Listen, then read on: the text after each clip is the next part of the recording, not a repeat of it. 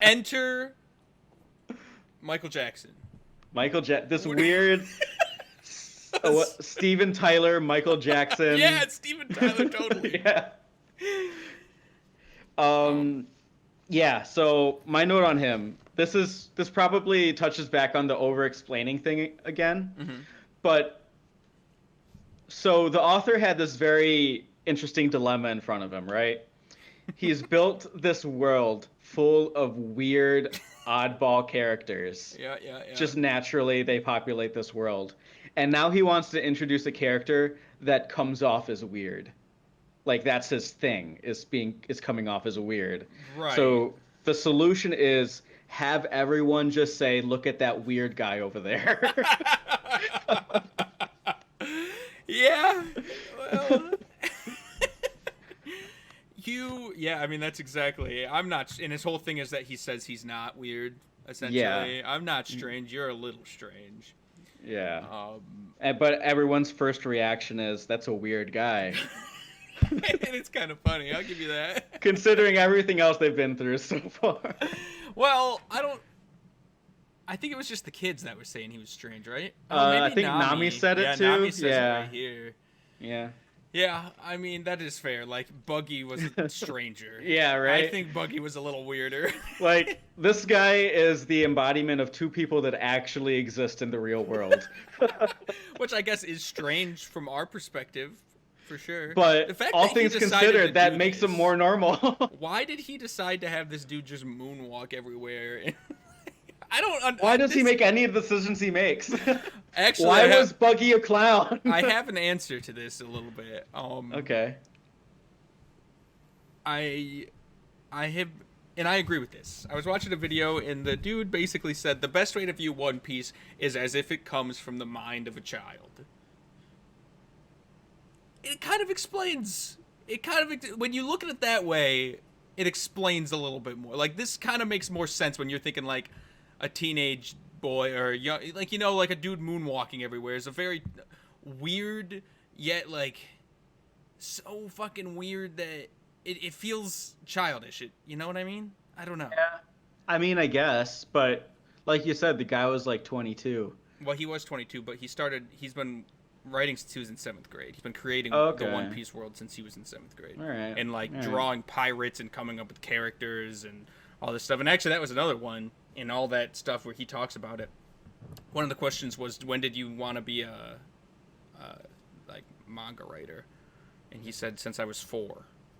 He was like, when I found out, the moment I found out about manga writers was when I wanted to become one. All right. And then good for him for following his dream. Yeah, exactly. Just like Luffy. You know, like... is this? Yeah. All right. If this was all just like, you know, he has this opportunity like on his plate where he can just fill this world with all the characters he's developed over the past like entire life that he's lived. That's pretty cool. Like, you know, it is pretty cool. It's like like I have this character I drew back when I was 7. Let's make him an actual character in my story now. Yeah, exactly. And now it's like this thing that everybody watches, and he can kind of let loose his inner child a little bit, and like it's that being said, like that's cool. That being said, I think One Piece would be a much better show if it kept with more of a serious tone. Like drop all the weird characters and all that. Let's make this a story about pirates searching for like that treasure at the end of the line, and like all the weird like Luffy being stupid comedic relief shit. Drop it all. I wanted like a cool like serious pirate story. I know this is like a hot take. No, it's not a hot take. I get what you're saying. That's not what you're gonna get. I know. But with that being said, there's a sense of like, I don't know if mystery is the right word, but like adventure, and like there's all these crazy things. It's not like oh, there's a dude with a sword and he's gonna kill us. There's a dude with a gun. Look out! Well, I mean, if like you take any other anime, weird ass things that kind of like. Yeah, but yeah, if you take like any other anime though, you like it can still be in a grounded setting, but you can still have all these like really niche characters who are like, oh, that's the guy who's like super badass with a sword, or that's the guy who has his own special thing going on. I think if it was grounded more, I would enjoy it more. I mean, I would say that like Axar Morgan was pretty like Yeah, he was. serious. Yeah, he was a pretty serious and The grounded elbow character. aside. The elbow was weird. Yeah. Like, so he mixes weird with. He has some very serious characters. Yeah. And we've already seen some of them. So it's like a mixture. I don't know. A part of me, I get where you're coming from, and a part of me wonders if like part of its success is that it's so different. Maybe. Like if it was just a regular pirate story, would it be as interesting? I don't know.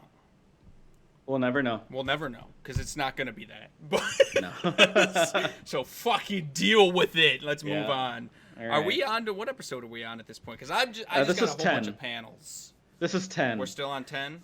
Yep. 10 is where we meet Weird Guy, and this is at the end of 10. We find out that everything that Butler has done over the past 3 years was a ruse. Ooh, Yeah. So here, that's what we're getting into right here. Then perfect. Yes. We're still good. So, see in the manga now, when they're up on the hill, is when Luffy tells him about his father. Oh, right here. Yeah. So they're up on the Interesting. hill, and he says, "Oh, you know my father's name? I met him when I was a kid." He talks about how great of a dude he was, and you know they have a little bit of a moment, and then they Yeah. hear the butler. And, Yeah. For the life Michael of me, Jackson. I do not remember why Usopp and Luffy are up on that hill in this moment. Usopp ran away because he punched the butler, and Kara Okay. told him to get out. And Luffy just, I don't remember the exact, I didn't take the panel. Luffy just decided to go.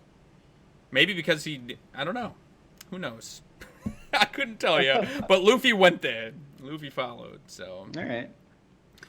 Then they hear the butler and Michael Jackson talking on the beach. What did you think about this scene? So I mean, this is kind of where it falls back into that over-explaining thing. For the most part, this arc up to this point has been fine with it. It's had its moments, but here's where like, okay, the big reveal that the butler is a bad guy. Mm-hmm. Now we have to explain everything from the beginning up to this point. And I was like, okay, like you don't have to, but I know you're going to. I feel that. They actually do that in the manga a little bit as well. Oh, do they? Okay. Essentially what happens, and this kind of annoyed me. I don't like this scene. I'm just going to say it. I'm not a fan of this scene. I'm not a fan of happenstance. When it just is like, oh, we were up on this. Why were they on the beach talking in public? It doesn't make any... Like, the dude's got this cunning 3-year plan, and he just goes out on the beach in public and talks about... He literally says, the name of the plan... Do we have it? Yeah. Yeah. The name of the plan is literally Operation Murder Miss Kaya. Yeah, right? Which, I mean, I think the panel after this, the butler's like, don't call it that. But still, it's just like... Yeah. Why are you talking on the... I don't get it. I don't know. It's actually in the show, it's like Operation Assassinate Miss Kaya, and then he's like, don't call it that, and then Michael Jackson's like, oh, Operation Murder Miss Kaya. Yeah, something like that. Which, I mean, I guess kind of plays for their characters. The butler didn't want him to call it that, but he's stupid, so he called it that. But at the same, if the butler's fucking smart, why is he on the beach in public? It doesn't make sense. Like why? I completely agree with you. That's like the Deus Ex Machina type of trope, like the classic like protagonist in the dilemma. He turns on the TV and like there's a commercial or news show on that directly provides a solution. Yeah, exactly. And then they just on top of it, they just happen to be on top of the hill and can overhear everything they're saying. So I just feel like I don't know. This whole scene kind of annoyed me. They could have done it better. No, that's a very fair critique, and I stand with you. But the whole idea of the butler and all this, I guess. Yeah, it's an interesting. It's cool. Yeah, it's intriguing. It was. It's different than what we've seen thus far, at least. Yeah, he's playing the long con. He's playing the long con for sure. Yeah. And so essentially, yeah, what you find out here is that he spent the last 3 years earning the trust of everyone around her, and now he's going to use Michael Jackson to hypnotize Yeah. Kaya into writing the will, and then he's going to murder her. And this is what I'm talking about. Like, we've revealed the betrayal. Now we have to explain everything. Yeah, Yeah. yeah. And the annoying thing, oh yeah, that's Like that's not a conversation that would happen. no, exactly. It's not. And in the manga, they explain all this, and then Luffy, which I guess is just Luffy being stupid, was like, I couldn't hear anything. What'd they say, Usopp? And then Usopp, it takes like a whole nother page or two to re-explain again Oh to my Luffy God. the thing you just read. And I was like, why did they do this? I don't understand. It didn't make any sense to me. Yeah. But I digress. And then I'm pretty sure like later in the arc, like it's explained a couple more times to other characters, Probably. like in some way or another. So It's it's interesting. I did like this panel. I see. Hey, you This is guys all you don't needed to kill tell Kaya. Luffy's character. You didn't need Luffy to act dumb like he didn't hear and like Usopp had Yeah. to re-explain it. This is Luffy in a nutshell. yeah, Like Luffy this is how just he's gonna standing be. like without a second thought, just standing up and yelling, "Hey, you guys, don't kill Kaya down at the conspirators." Right, revealing their location, revealing that they heard everything, just Yeah. ruining everything completely. Yeah, throwing any advantage they had out the window. Because Luffy doesn't give a fuck. He didn't want Kaya to die, and so that was his best course of action. He Yeah. figured. And so now they're in a little bit of a pickle because both these guys know that they're like outed, you know? They have to take care of Luffy, and they do. I forget how. Do they do something, or is it just like an act of God that the floor fell, or like the cliff fell beneath Luffy and he fell all that way? In the manga, at least, he gets hypnotized to fall asleep, and then he. Oh, yeah, I that's assume what it's happens. the same in the anime. Yeah, yeah. And leaving just Usopp, and the guy's like, should we do something about him? And the butler's like, no, no matter what he'll do, like, he can't stop us. Nobody will believe him. He doesn't say that, which I love. He doesn't Because say nobody will believe him. I don't think he does. Oh.